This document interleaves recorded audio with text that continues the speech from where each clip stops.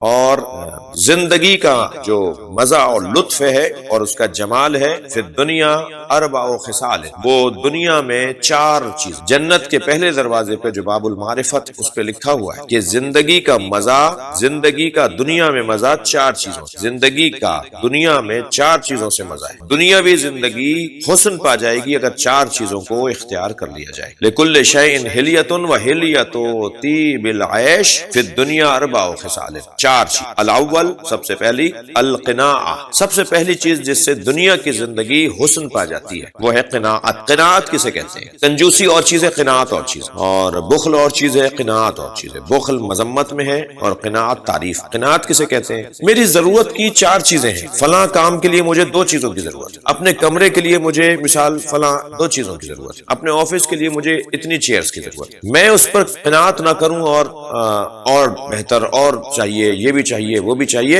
اور اپنی زندگی کو مشکل بنا لوں۔ قناعت پسندی، قانے ہو جانا لفظ بولتے ہیں اردو، قانے یعنی میں قانے ہو جاؤں کہ جو اللہ نے مجھے دیا ہے بس بہت ہے، اتنا سامان جمع کروں جسے میں اٹھا سکوں۔ یہاں میں اپنے محترم سننے والوں کے توسط سے ایک کسوٹی یہ دے رہا ہوں کہ ہم دنیا میں اگر اتنا سامان جمع کر لیں کہ اچانک ہم سے کہا جائے کہ سامان اٹھاؤ اور چلو، تو ہم جتنا اٹھا سکتے ہیں وہی ہماری ضرورت ہوگی نا، جو ہم اٹھا نہیں سکتے پھر ہم بھاگتے ہیں دوڑتے ہیں، یہ لے لو وہ لے لو، وہ چیز زیادہ ضروری ہے وہ چیز کم ضروری، تو بس جو ضروری چیزیں ہم اٹھا لیتے ہیں وہ ہماری ضرورت، اور جو چیزیں ہم چھوڑنے کو تیار ہو جاتے ہیں وہ ہماری ضرورت نہیں۔ بس جو چیزیں ہم کسی ایمرجنسی میں، کسی اضطرابی کیفیت میں اپنی ضرورت کی چیزیں اٹھاتے ہوں وہ ہماری ضرورت ہے، اور اسی پر قناعت کرنا چاہیے۔ یہ حسن ہے دنیا کے زندگی کا۔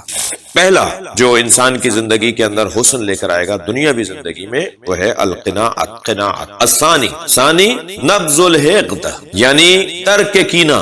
نبذ الحقد، حقد کہتے ہیں کینے کو۔ جناب زہرا سلام اللہ علیہا جب بچوں کی صفات بیان فرما رہی ہیں کہ مجھے بچوں کی 5 خصلتیں اچھی لگتی ہیں، تو ان سے طالب نے، پوچھنے والے نے، چاہنے والے نے، ایک خاتون نے سوال کیا، بی بی وہ 5 خصلتیں فرمائیں۔ فرمایا الاول الباکون انہم الباکون، سب سے پہلی صفت مجھے اچھی لگتی ہے کہ روتے بہت زیادہ ہیں۔ انی احب من الصبیان 5 خصال، ظہر ربی میں علامہ آیت اللہ جزائری نے اسے لکھا ہے، نعمت اللہ جزائری نے۔ الاول انہم الباکون، سب سے پہلی صفت مجھے بچوں کی یہ اچھی لگتی ہے کہ یہ روتے زیادہ ہیں۔ شاید ہمارے ہاں تو بچہ زیادہ روئے تو اسے ڈاکٹر کو دکھایا جاتا ہے، البتہ زیادہ رونا اور غیر معمولی رونا تو یقیناً ڈاکٹر کو دکھانا چاہیے، لیکن بچہ تو روتا ہے، بچے کا تو آنا ہی روتے کے ساتھ، تو بچوں کا چھوٹی چھوٹی باتوں پہ رونا یہ بیوی کہتی ہے مجھے اچھا لگتا ہے۔ یہ رو کر یہ بتا رہے ہوتے ہیں کہ جن کا دل نرم ہوتا ہے وہ زیادہ رو، بچوں کا دل، عورتوں کا دل بہت نرم ہوتا ہے، اس لیے خواتین میں بھی گریہ جلدی سامنے آ جاتا ہے اور بچوں میں بھی گریہ سامنے آ جاتا ہے۔ الثانی لا یتخرون لغد،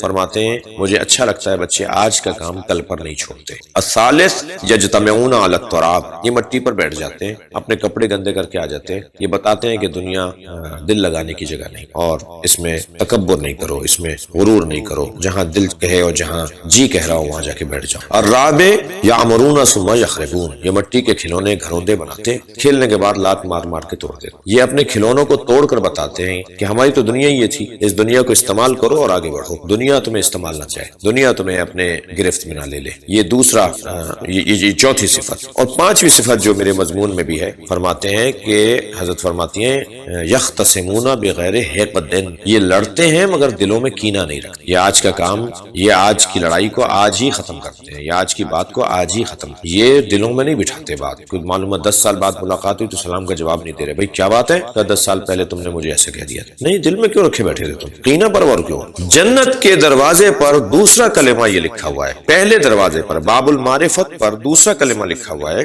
کہ نبذ الحقد، ترک کینہ، زندگی دنیاوی زندگی کا حسن، کینہ نہیں رکھو، ختم ہو گئی بات۔ وہ ایک لفظ کہا جاتا ہے کہ رات گئی بات گئی، ایک گفتگو ہوئی تھی، ایک بات ہوئی تھی، ایک تکرار ہوئی تھی، ایک تناؤ ہوا تھا، اس وقت میں ختم ہو گیا تھا، اب یہ نہیں کہ نسلوں میں منتقل کریں گے۔ بعض لوگ اپنی اولادوں کو بھی سمجھا کے جاتے ہیں کہ فلاں سے نہیں ملنا، کتنے تم خدا سے بے خبر ہو، کتنا تم دنیا کے اسیر ہو کہ اپنے بچوں کو بھی منتقل کر رہے ہو برائیوں۔ ایک بات ہوئی تھی، ایک لڑائی ہوئی تھی، اس کو ختم کرو۔ یہ نبذ الحقد جو ہے، یہ ترک کینہ، یہ در حقیقت انسان کی دنیاوی زندگی کا حسن۔ الثالث ترک الحسد، تیسری چیز حسد چھوڑنا، اسے پیسے کہاں سے آ رہے ہیں، اس کے پاس دولت کہاں سے آ رہی ہے، اس کا گھر اتنا اچھا کیوں گیا، اس نے وہ گاڑی کیوں لے لی، اور اگر لے لی ہے تو اس کی کاٹ چاٹ کرنا، اس کی مخالفت کرنا، اس کے عیب نکالنا، اور محسوس ہو جاتا ہے کہ ان کو خوشی نہیں ہو رہی کسی عزیز کی کسی ترقی کرتے ہوئے، کسی گھر کو دیکھ کر، کسی گاڑی سواری کو دیکھ دیکھ کر، یہ انتہائی خطرناک بات ہے. یہ انسان نہیں ہے، ایسا آدمی جانوروں میں ہوتا ہے یہ کہ اس نے اگر کوئی گوشت پکڑ لیا جا کر، اس نے کوئی شکار پکڑ لیا جا کے، تو دوسرے اسے چھین رہے ہوتے ہیں اور وہ کھانے نہیں دے رہے ہوتے. اور یہ چھیننا ہی تو ہے کہ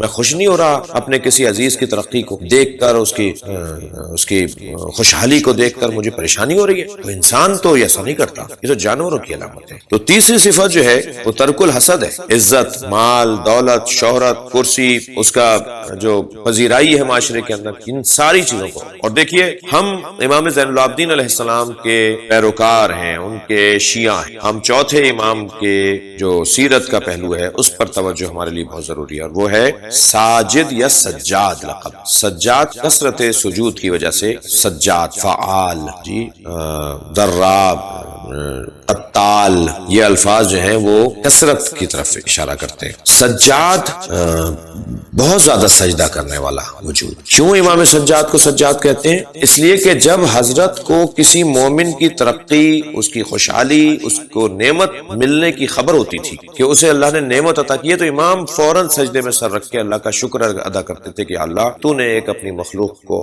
ایک نعمت اور دے دی، تیرا شکر ہے کہ تو نے ایک مخلوق کو اور ترقی دے دی. چاہے اسے پتہ نہ ہو کہ امام نے اس کی نعمت ملنے پہ اللہ کا شکر ادا کیا ہے. امام کے چاہنے والے کسی بھی انسان کو اگر خوشحال دیکھیں تو اللہ کا شکر ادا کریں کہ ایک انسان خوشحال ہے. پھر کسی بھی مسلمان کو دیکھیں تو اس کا انہیں خوشی ہونی چاہیے، اور پھر کسی بھی مومن اور عزیز و قریب کو دیکھیں تو اور خوشی ہونی چاہیے، اور اس خوشی کا اظہار کریں، مبارکباد دیں، خوشی کا اظہار کریں کہ تمہیں اللہ نے یہ عطا کیا ہے. لہذا ترک الحسد یہ اس دنیا کی عیش و آرام بڑھانے کا ذریعہ معصوم بیان فرما رہے ہیں. الرابع، چوتھی چیز کیا ہے کہ جو اس دنیا کی خوشحالی کا سبب بنے گی، وہ ہے مجالس و اہل الخیر، نیک لوگوں کی صحبت میں بیٹھنا، نیک لوگوں کی، صالحین کی صحبت میں بیٹھنا. مجالس الصالحین داعیۃ الی الاصلاح، یہ لوگ جو ہوتے ہیں جو نیکی کے کاموں کی طرف بلا رہے ہوتے ہیں، جو خوبیوں کی طرف بلا رہے ہیں، انہیں اپنا دوست بنانا، ان سے دوستی رکھنا، ان کے قریب جانا، ان کے ساتھ بیٹھنا. میں یہ بات کئی جگہ کر چکا ہوں، ہو سکتا ہے کسی کے لیے تکراری ہو، کہ آپ دیکھیں ہم اثر لینے والے لوگ ہیں نا، ہم اثر پذیر لوگ ہیں. کوئی پتھر تو ہے نہیں کہ ہمیں اثر نہیں ہوگا. ہم ایک منظر دیکھتے ہیں، اثر ہوتا ہے. ایک بات سنتے ہیں، ہم پہ اثر ہوتا ہے. ایک خوشبو، کوئی پھول ہمارے قریب آئے، ایک اثر ہوتا ہے. کوئی بدبو، ہم پر اثر ہوتا ہے. تو ہم اثرات لینے والے لوگ ہیں. اللہ نے ہمیں اثرات لینے، قبول کرنے والا بنایا. وہ اور بات ہے کہ انسان اتنا مضبوط ہو جائے اپنے اعصاب میں کہ منفی اثرات اس کے اوپر مرتب نہ ہو، اور وہ منفی اثرات سے اپنے رویوں کو تبدیل نہ کرے، منفی چیزوں کے اثرات سے اپنے رویے کو تبدیل نہ کرے. لیکن اثرات تو ہم لیتے ہیں. اب میں اگر 2 گھنٹے تک کسی گلاب بیچنے والے کی دکان پر بیٹھوں گا تو 4 گھنٹے تک میرے اندر سے گلاب کی خوشبو آئی. کیوں؟ اس لیے کہ میں وہاں بیٹھ کر آیا ہوں جہاں خوشبو تھی. مجالس الصالحین یا مجالس اہل الخیر یا داعیۃ الی الاصلاح، جو لوگ ہیں جو نیکی کے کام، اصلاح کے کام، خیر کے کام اور خدمت خلق کے کام انجام دے رہے ہوتے ہیں، جو لوگوں کے خیر خواہ ہوتے ہیں. اور مجالس اہل الخیر، خیر علم سے بڑھ کر اور کیا خیر ہوتا ہے. جہاں مولا علی کی بات ہو رہی ہو، وہ خیر سے، اس سے بڑھ کر اور خیر کیا ہوگا. اس لیے کہ خود اہل بیت کو خیر کہا ہے، مولا علی کو خیر کہا گیا ہے. جب نبی مکرم نے غدیر کے میدان میں کہا کہ آواز لگاؤ حیا علی خیر العمل، جو لوگ آگے چلے گئے ہیں انہیں واپس بلاؤ، جو پیچھے ہیں ان کو کہو جلدی آئے. اور کیوں؟ اس لیے کہ خیر العمل اعلان غدیر، اعلان ولایت علی کو کہا. تو اہل خیر یا اہل الخیر، مجالس اہل الخیر، یعنی جہاں علی کی بات ہو رہی ہو، جہاں مولا علی کی گفتگو ہو، جہاں علی مولا کی صفات سے، ان کی سیرت سے، ان کے پیغامات سے، ان کے اقوال سے، ان کے دیے ہوئے نظام سے استفادہ ہو رہا ہو، ایسی جگہ پر بیٹھنا، ایسی مجالس میں بیٹھنا، یہ اس دنیا کی حسن اور جمالیات، اس دنیا کا جمال یہ ہے کہ ہم ان 4 چیزوں پہ عمل کریں: قناعت، نبذ الحقد اور ترک الحسد اور مجالس اہل الخیر، نیکی کی مجلسوں میں بیٹھنا اور اس سے استفادہ کرنا. یہ مسلمان ہونے